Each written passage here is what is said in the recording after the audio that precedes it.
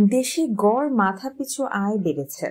বাংলাদেশের পরিসংখ্যান ব্যুরোর সর্বশেষ হিসাবে দেশে মাথাপিছু আয় এখন $2,784। গত এক বছরে মাথাপিছু আয় বেড়েছে $35। এটি চলতি অর্থ বছরের সাময়িক হিসাব।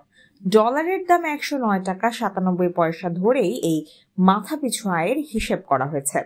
সোমবার 20 মে রাতে তথ্য প্রকাশ করেছে বিবিএস।